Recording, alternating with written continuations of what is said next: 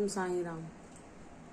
आज का साईं वचन बाबा कह रहे हैं, तेरे जीवन में जो भी परिस्थितियां चल रही हैं वह तेरे धैर्य की परीक्षा है, वह तेरे विश्वास की परीक्षा है।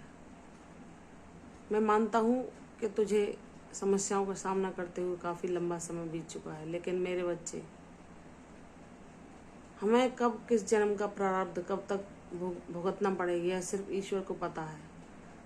लेकिन जब हम ईश्वर से जुड़ जाते हैं तो भगवान हमें सत्य के मार्ग पर ले चलते हैं, हमसे सत्कर्म कराते हैं और सारे जितने भी हमसे प्रारब्ध में भूल हो गई होती हैं, हमसे गलत कर्म हुए होते हैं, उनको हमारे सत्कर्मों के द्वारा, हमारे पुण्यों के द्वारा काटते हैं।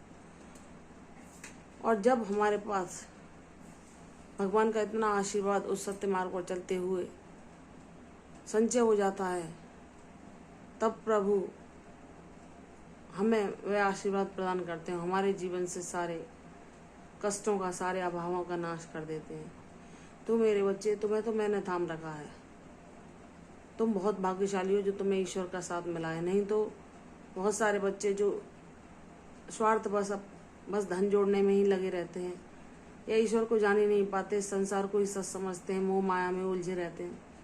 वे अपने प्रारब्धों को भुगतते भुगतते ही कैसे संसार से चले जाते हैं ये उन्हें पता नहीं चलता।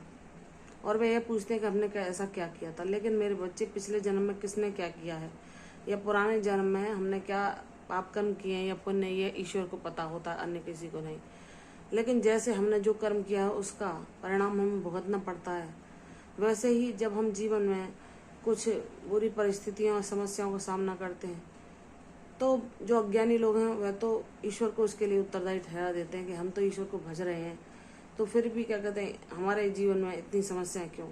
लेकिन मेरे बच्चे, तुम्हें मैंने ज्ञान दिया है, तुम जान चुके हो कि बिना किसी कारण के कुछ नहीं होता।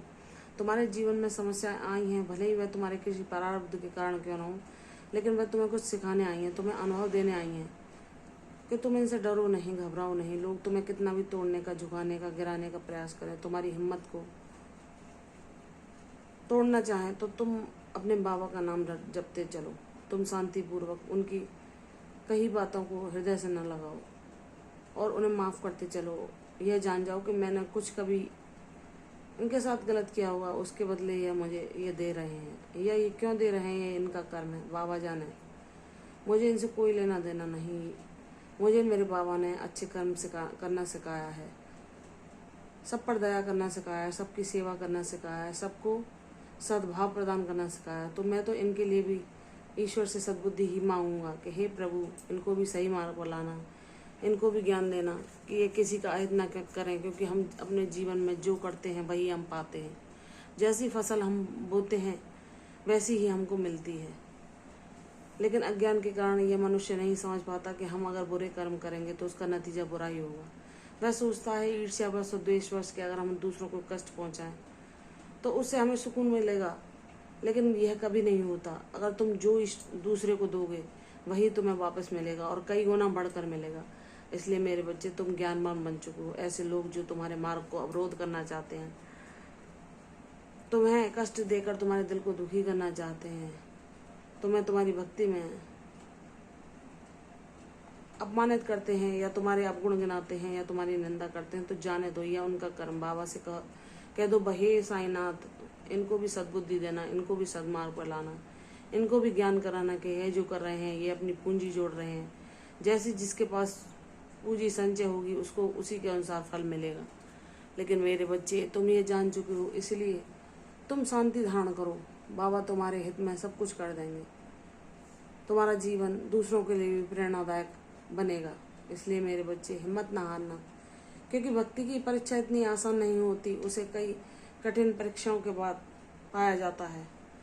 इतने बड़े बड़े संसार में विरक्त हुए भक्त प्रहलाद, मीराबाई, ध्रुव, सबको संसार ने दुख देने का प्रयास किया, उनकी भक्ति मार्ग से हटाने का प्रयास किया, उनकी मनोबल को तोड़ने का प्रयास किया, उनको ऐसी यातनाएं दी, उनका उपहास उड़ाया कि वे अपने मार्ग को बदल लें, उस रास्ते को बदल दें, भक्ति मार्ग से सांसारिकता में आ जाएं। लेकिन उन्हें अपने प्रभु पर दृढ़ विश्वास था। उन्होंने यह धारणा बनाई कि मेरे भगवान मेरा कभी भी अहित नहीं करने देंगे। जब उन्होंने मेरे मन में यह भाव पैदा किया है कि मैं भक्ति मार्ग पर चलूं, उन्होंने मुझे इतना भाग्यशाली बनाया, मुझे इस लायक समझा है जो कई जन्मों के बाद संभव हो पाता है। हमारे कुछ जन्म ऐसे ही व्यर्थ चले जाते हैं इस सांसारिक मोह माया में उलझे हुए। जब हमसे बहुत गलत कर्म हो जाते हैं और हम दुखी होते हैं, तब हम सच्चे हृदय से जब प्रभु को पुकारते हैं और कहते हैं, हे प्रभु, इन दुखों से हमारी मुक्ति कराओ, तब प्रभु को दया आती है और वह हमें थाम लेते हैं और सच्चा ज्ञान कराते हैं कि हम इस जगत में क्यों आए हैं, हमारा क्या उद्देश्य है, हम कैसे इन पापों को काट कर मुक्त हो सकते हैं और भक्ति के द्वारा प्रभु का साथ पा सकते हैं। तो मेरे बच्चे, जब जो भी संसार में भक्त है उनकी परीक्षा हुई है, तो तुम भी मेरे प्रिय विशेष बच्चे हो, इसलिए इन परीक्षाओं से ना घबराना, जीत तुम्हारी ही होगी, क्योंकि तुम्हारे बाबा ने तुम्हारे लिए सब कुछ रच दिया है। तुम निराश न होना, बाबा तुम्हारे साथ हैं।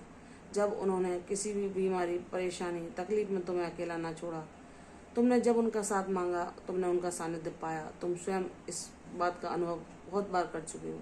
इसलिए मेरे बच्चे, निराश ना हो। यह तुम्हारी भक्ति की, तुम्हारे विश्वास की परीक्षा है, जिसे तुम पूर्ण श्रद्धा और सबूरी रखकर पास करोगे। मुझे तुम पर गर्व है कि तुम मेरे बच्चे हो। हर परिस्थिति का सामना वीरता से मेरा नाम लेके करते हो। मैं तुम्हें शक्ति दूंगा, तुम्हें साहस दूंगा और हर परेशानी से मुक्त कराऊंगा। मुझ पर विश्वास रखो, तुम्हारे विश्वास को मैं तुम्हारी ताकत बना दूंगा। प्रसन्न रहो, दीर्घायु भव। कल फिर आऊंगी साईं वचन के साथ। तब तक के लिए ओम साईं राम।